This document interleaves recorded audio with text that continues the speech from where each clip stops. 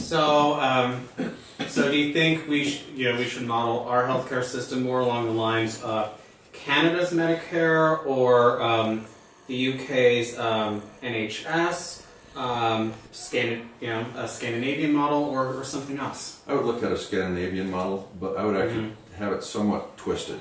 I would look at what we had, or what we have, in military medicine. You have a situation where there are federal people providing care to all of the citizens in the military. In those cases, there's a federally supplied clinic, hospital, and provider. They also pay for all of the medications that everyone that goes to that facility has.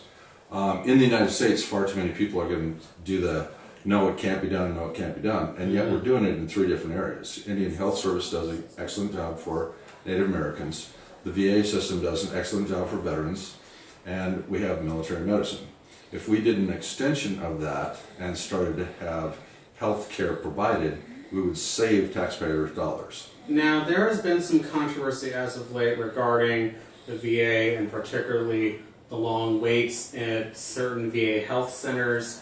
And I've heard some folks even say the VA is proof that we should never attempt to have a national single payer system because they can't even manage the VA. How would you respond to the? I would respond to that I would defy them to say that the VA healthcare is not good enough, for the one thought that most of the politicians are saying that we're trying to do the absolute best we can for veterans.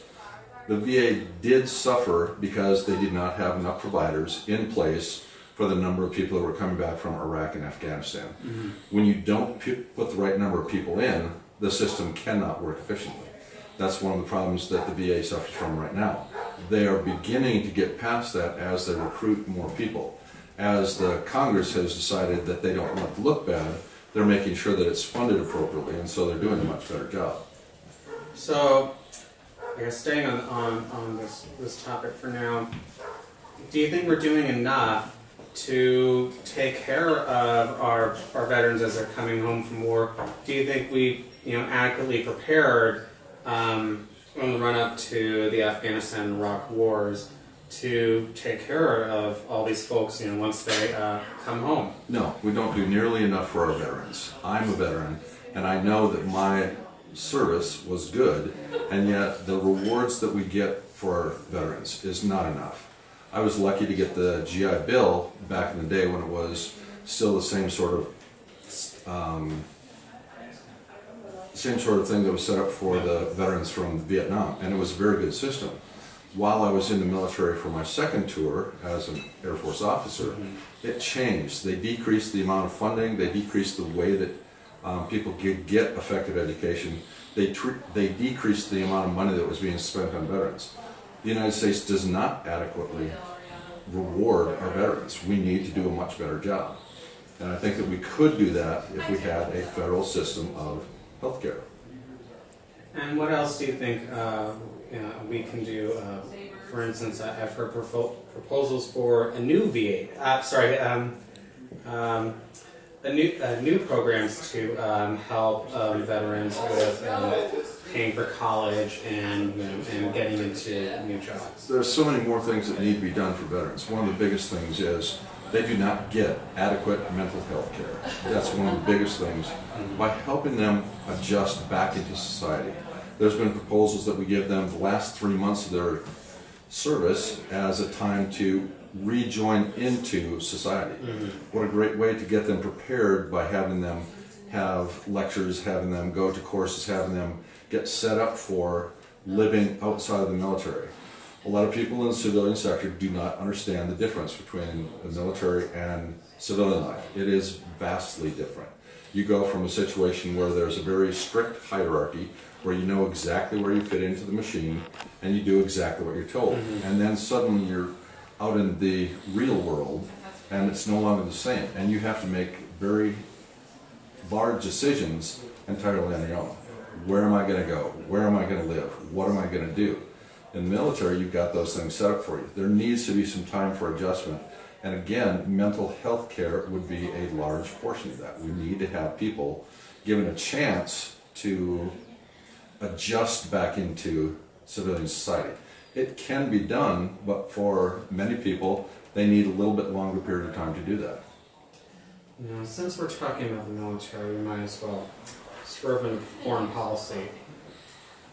What, if anything, do you think the U.S. should do in terms of what's happening in Syria right now? Do you think we need to send more troops back into the Middle East, or take a different course with our diplomacy?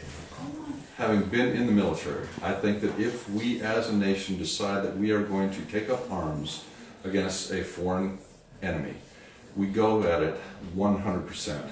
We have held back. We do not use all the assets that we have available.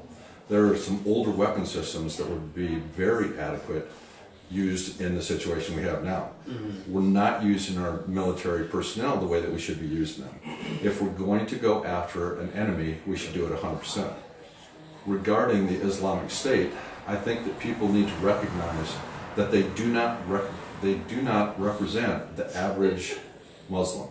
Mm-hmm. This is a situation that, for me, I truly, as a student of history, see it somewhat like Nazi Germany. The Nazis did not represent Christianity, and yet on their belt buckles they had "with God," and so they felt that they were doing the right thing by their religion. And yet I think the Islamic State is doing the same sort of thing. It is a small group of disenfranchised personnel who have taken upon themselves to say that they're doing it in the name of the religion, and yet they're not. And the things that I have studied and looking at Islam, they do not represent the Islamic people, and it's time for us to recognize that we should remove them and install people that have moderate views, people that have true Islamic ideals, and go with them instead of trying to allow these people to take over. We need to become better friends with all of the people around the world. One of the thoughts that I have, we use our military far too aggressively. It's time for us to instead engender in other people, in other nations, a situation where we show them that we want to be their friends. The Peace Corps was an attempt to do that in the late 60s up through today, but it sends 1 or 2, maybe 5 people into an area. Why don't we have a completely different situation where we send peace battalions, send 500 people at a time to build a refugee city? We do it here in Nevada every summer. We have Black Rock City turned into Burning Man. It is a city of 70,000 people, and it functions. They build it within a matter of 1 week.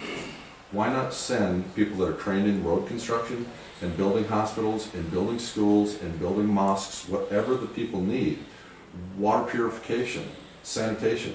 We could do that, and we would make friends around the world instead of making enemies around the world.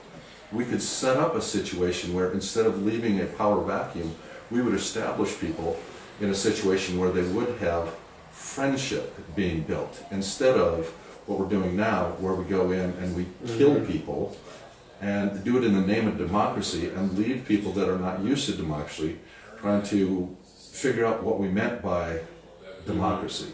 It's time for us to let them build their own. If we had a peace battalion, we could send them over. We would be teaching the people of that area how to build their roads, how to build their schools, how to build all their infrastructure, and we would do a service to those people, and therefore I think we would engender them as friends. Now, in recent months, a lot of folks have been startled by the discovery that the Islamic State is not just a problem in the Middle East, but we see these immigrant communities in Western Europe where entire communities seem so disconnected from everyone else, as we've seen in Paris, or recently in Brussels. What do you think we can do here in the U.S. to promote more integration, understanding, and what do you say the recent words from the likes of Donald Trump and Ted Cruz have been helpful or hurtful in promoting greater promoting more interfaith understanding? I think both of the Republican candidates right now are basing everything on diversity and our differences. One of the things that we need to do, and the Democratic Party does a very good job of this, is we try to engender the differences that we have, but also by joining together and becoming unified, we're a much better society. We need to emphasize that over and over. In my mind, the two Republican candidates actually are doing a disservice, and they're doing un-American activities, because they're trying to make so that this new wave of immigrants is made to felt substandard, that they're second-class citizens. If we were to make sure that education becomes a priority, so that the immigrants we do have coming into our country have an opportunity then to go on to have better jobs, we would engender to the world a sense of friendship, instead of a sense of we're the right ones because we're Western democracy. People don't care. They want to know, what are you doing for me? And that is something that the United States has to start to do better. We need to provide better education. We need to provide better jobs. Now, speaking of Western democracy, we've seen over the course of the cycle so far with the rise of Donald Trump on the right, rise of Bernie Sanders on the left, and this increased rhetoric of establishment politics, and we need to get rid of the establishment. Would you describe our current Congressman Mark Amodei as establishment, and do you think he's contributed to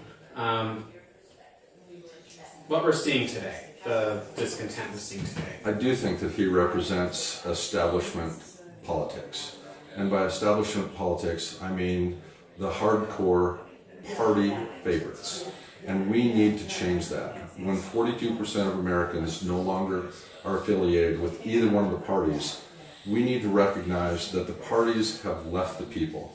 The people left the parties because the parties don't represent them anymore. It's time for the parties to start recognizing that what we need to have is a sense of bringing it back to the middle. We need to have, instead of the extreme views of each party, that the average American no longer can feel that they represent him anymore. And when he's given a choice, the average American now looks at the extremes and decides, I don't want to vote for either one of these people. Mark Amodei truly has gone even farther to the right than his party is. And so he's embraced the Tea Party, which is inappropriate in my mind. Even as others described him as more or less moderate? If others describe him as moderate, then I don't understand their definition of moderate, because he doesn't seem to be moderate. But sadly, he doesn't seem to represent the average Nevadan, because he seems to be very vested in a single interest, the mining industry in Nevada. And he doesn't represent many of the people of Nevada. He's foregone that Democrats are not part of Nevada. I would like to implore to all of the candidates that we need to start recognizing that once we're elected to Congress, we need to represent all of Nevadans, not just our party. We need to do what is right for the country, not what is right for a special interest, especially not what is right for just a party. We need to represent the people of Nevada, not just a special interest. Whether it's a political party, whether it's a economic group, whether it's a socioeconomic group, we need to represent all of Nevadans. What do you think Democrats here in Nevada and nationally can do to better represent the American people? One of the things that I think that the average Democrat should do is join the party again. If you are out there and you have independent on your voter registration card, that means that you have independent thought. You can still have independent thought as a member of a party. But if you forego membership in a party, you no longer help in choosing who will be the candidates come November. You've given up that chance. You no longer get to give your thoughts on what the party platform should be. You no longer have the right, the possibility of helping to put your viewpoint up in the front. You get to go along with what other people have decided. It is time for more Americans, more Nevadans, to join a party. They can join the Democratic Party. I would prefer that. They can join the Republican Party. But they need to join back into the party system to help in the choices that are going to go forward to the ballot. We need to have more people helping to decide what issues are important. I picked my 3, but I need to listen to what my fellow Nevadans say. If they say that we want to make sure that there's a rooster in everybody's yard, then that's what I would have to represent. But it's kind of odd that the parties don't seem to represent the people anymore. What do you say, particularly going into his final year of service in Congress, Senator Harry Reid has served Nevada as well. Would you consider Senator Reid establishment? He is establishment, and he has a lot of power and clout with the Democratic Party, and he deserves that. He has served the people of the Democratic Party and Nevada for many years. I don't deny that he hasn't done good things for the country. I'm just saying that the American people have recognized that the parties have strayed from what they believe in, and now are representing the parties and not the people. And we need to have people who are no longer preaching to the choir. And that's the situation that we seem to have now with the political parties.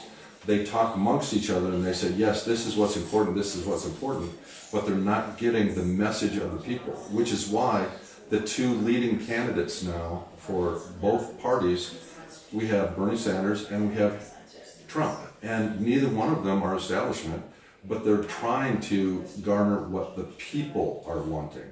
And sadly, Trump is appealing to the wrong character of America. He, in my mind, is un-American. But I think that we do have a choice, and that's what people need to recognize. They have a choice. Instead of choosing what the party has provided to them, they need to be involved in making a choice. And so